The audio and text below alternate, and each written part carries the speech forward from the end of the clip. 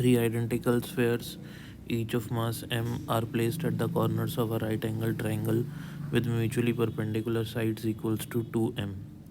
Taking the point of intersection of the two mutually perpendicular sides as origin, find the position vector of center of mass. देखो students, यहाँ पे एक m मास रखा है, एक यहाँ पे रखा है, एक यहाँ पे रखा है, ठीक है। तो ये तीनों मिलके अगर इन लाइंस को ज्वाइन कर दूँ तो एक इक्विलेटरल ट्रायंगल बन जाएगा।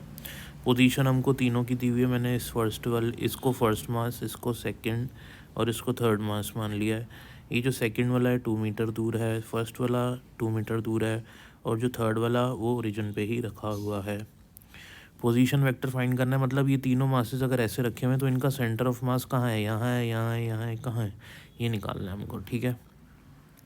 तो x vector of position vector, x vector of centre of mass का फॉर्मूला होता है m1x1 vector plus m2x2 vector and so on upon total मास।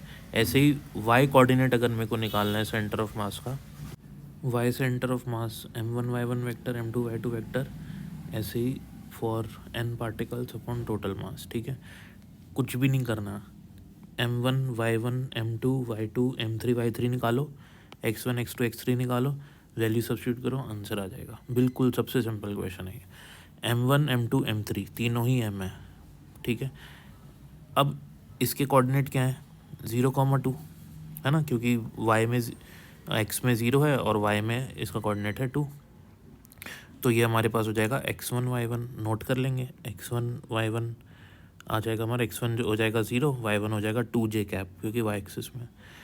ऐसे इसका निकालेंगे, इसके कोऑर्डिनेट होंगे 2,0, यानी कि x2 y2 हो जाएगा हमारा 2y कैप 0।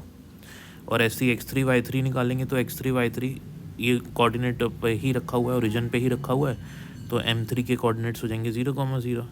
अब क्या करना है, m1 m2 m3 और x1 x2 y1 y2 x3 y3 इन सब की वैल्यू सब्स्टिट्यूट करनी है।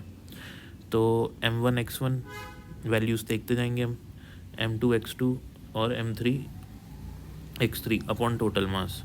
सॉल्व करने पे हमारे पास आ जाएगा 2/3 इंटू आई कैप, ठीक है ना, क्योंकि m और m कैंसिल हो जाएगा, तो x कोऑर्डिनेट आ जाएगा 2/3 I cap. Similarly m1 y1 m2 y2 m3 y3 upon total mass जो कि 3m है, और यहाँ पे हमारे पास क्या आ जाएगा 2/3 j कैप।